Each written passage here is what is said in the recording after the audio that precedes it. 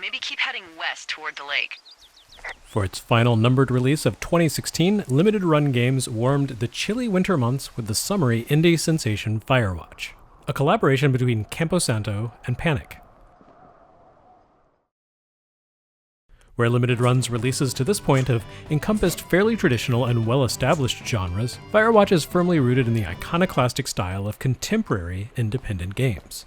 Rather than focusing on conflict or puzzle solving or violence, Firewatch plays out instead as, effectively, an interactive novel. It's a low-key, character-driven work that emphasizes dialogue and environmental immersion. I saw the name Wapiti Station right before I was cold-cocked. Does Wapiti Station mean anything to you? While placing great trust in players to appreciate the substance and purpose of its low-key journey. Firewatch was probably the most emotionally affecting game of Limited Run's first year, even more so than Thomas Was Alone. Where Thomas Was Alone presented a study of its characters' inner lives as a backdrop to a puzzle-centric platform action game in service of a larger, more grandiose story, Firewatch invites players to truly inhabit the role of its protagonist, Henry, and experience a significant chapter of his life from his perspective. That's quite literal here, as Firewatch is the first limited-run game to play through a first-person viewpoint. You view the world through Henry's eyes and interact with it using his hands. Your only glimpses of Henry are through in-game media, a few rare photographs that appear throughout the game, and in other characters' artistic interpretations of his appearance. This is, in other words, a game that belongs in the walking simulation genre. That is, an adventure that largely amounts to walking around, observing the world, absorbing the story by reading and conversing with other characters, and ultimately finding satisfaction in a well-crafted, non-violent experience. The walking sim has proven to be one of the most divisive genres in modern gaming, with some gaming fans rejecting the premise that a video game can have real purpose without incorporating some sort of skill test or gunplay or physical conflict. Firewatch falls squarely into the walking sim category, and it's a brilliant example of the format done properly. Well, we didn't really understand what was happening. It has a few shortcomings, but it also has a rare clarity of purpose and design that makes for an engrossing, self-contained narrative vignette. Firewatch makes no bones about its purpose or approach to design. It presents its intentions clearly from the very outset. The game begins with a combination monologue and interactive quiz, in which Henry loosely recounts the events that led him to his station in the game, while also providing players the opportunity to shade the particulars of his personality through monologue prompts. This is not some dramatic saga of life and death and warfare and mystical legends. The backstory simply concerns how Henry met his wife, Julia. Narratively, Firewatch's introduction serves a similar purpose to the opening montage of Pixar's Up.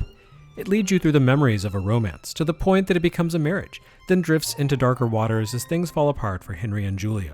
The two are drawn to one another both by their good humor and by their differences as individuals, Henry being an earthy, earnest sort, and Julia being an artistic intellectual. Their relationship is torn apart once Julia begins to lose who she is as an individual.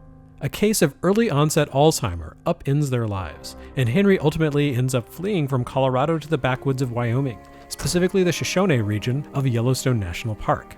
Henry volunteers to become a scout in the National Park Service's Firewatch. His task is to spend a few months of a dry summer living in an elevated cabin situated high on the peak of a remote area of Yellowstone, watching vigilantly for telltale signs of fire.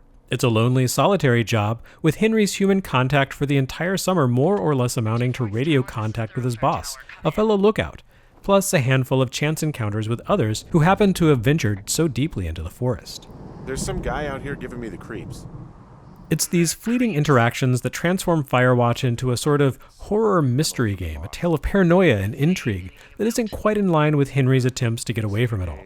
In running away from his personal problems, Henry falls backward into a much stranger experience. The walking sim format fits this style of story perfectly, but Firewatch stands apart from your typical thriller-style game experience. A big part of that has to do with its aesthetics. There are no decrepit mansions here, no abandoned warehouses, no eerie towns. Firewatch is a beautiful game that embraces the majesty of nature, taking place entirely in the hills of Yellowstone. The graphics are a celebration of North America's botanical diversity. The hills are populated with a wide variety of trees, and the forest's appearance constantly evolves as you play. The different areas of the Shoshone region host different kinds of plant life, and the colors of the forest vary depending on the time of day and the time of year. Sunsets drench the world in fiery oranges, dawn wraps everything in warm pinks, and the glaring noontime sun makes you feel the heat. chilly patches of morning fog create a totally different sensation for the same section of woods than the late summer's arid vegetation, or the choking airborne particulates of an upwind brush fire. The serene mundanity of Firewatch's environs help to enhance the deep unease that settles over the game as the storyline emerges. There are no axe murderers here, no ravenous wildlife creatures baring their fangs or licking their chops, yet the increasingly inexplicable events that transpire around Henry's Twin Forks lookout post can turn a hazy afternoon among the trees into an edge-of-your-seat thriller, to say nothing of what it does for a moonless night. Henry is armed only with a compass, map, radio, and flashlight, miles and valleys removed from the nearest friendly voice, and you can't help but feel his sense of isolation when he returns home to find his cabin ransacked. Firewatch also builds on the unreliable narrator effect of radio-based communication. Henry and his supervisor Delilah form a fast friendship, but one strictly maintained by radio carrier wave. Delilah's warm but ultimately guarded demeanor, not to mention her name, which is loaded with subtext, leaves you guessing as to her true intent. And by the same token, it's clear she doesn't completely trust Henry. After all, she only knows as much about the events unfolding for Henry as he actually radios her about, and has no real idea how much he may be omitting from their conversations. As inexplicable and seemingly dangerous events mount, even the one voice you can rely on in the wilderness may or may not entirely be on your side. Firewatch naturally maintains the great BioShock tradition of never bringing other people into the mix for face-to-face conversations. It's all radio communication and fleeting silhouettes in the distance, a format the remote woods of Yellowstone are perfectly suited for. Unlike in navigator-driven first-person shooters, though, the player takes an active role in these conversations. Whether lightly flirting with Delilah or working through the clues leading up to the disappearance of a couple of teenage girls, Henry typically has 2 or 3 dialogue prompts for the players to choose from, along with the additional option of not actually saying anything. While your conversations always follow the same track and lead to the same story points, the particulars shift fluidly according to your selections and help define the texture of Henry's personality and his relationship with Delilah. While Firewatch could be written off as just a first-person shooter without any shooting, the fact that the game largely amounts to walking around, talking to a lady on the radio, works in its favor. It's not a totally realistic simulation of the woods, because after all, it is a compact video game with single-button contextual commands. But Firewatch has enough friction to keep the player involved. The map system is a great example of how the game walks a thin line between breezy video game and realistic chore.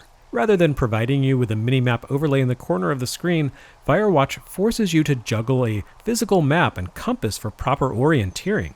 Henry automatically marks up his map with notes and key paths as the story advances, and you unlock resource cache boxes. But you still need to develop a sense for parsing the topography of the mountains.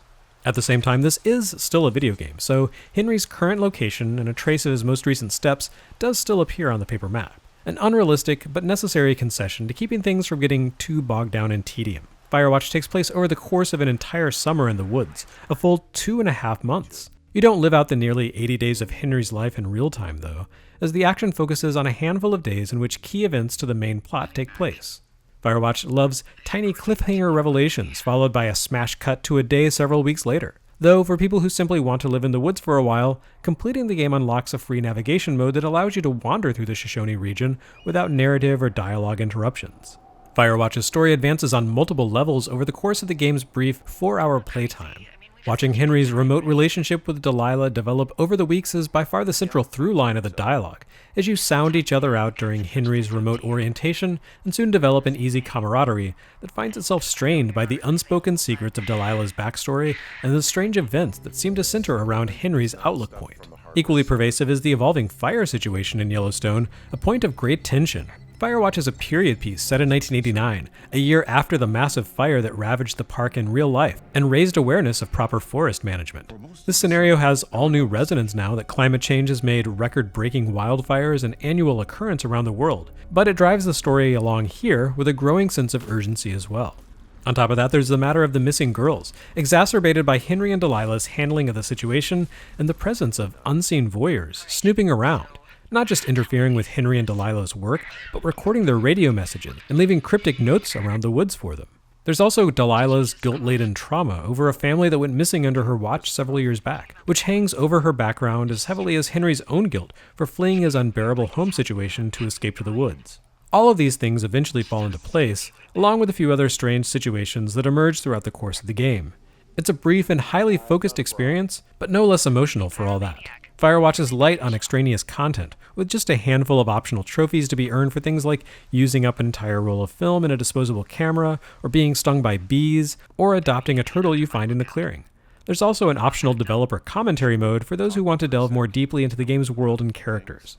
Firewatch is a great little game, and it really stands out among limited run's early releases for its focus on characters and plot over conflict. It's also notable for being the first limited run numbered release to move toward a more luxe approach to physical packaging. The first year of limited run releases universally consisted of game media, a case, and sometimes, but not always, a manual. Firewatch contains all those things, as well as a two-sided fold-out poster that depicts the Shoshone region map, as well as replicas of some of the wildlife spotting materials seen in Henry's cabin. In short, this walking sim is a step toward greater things.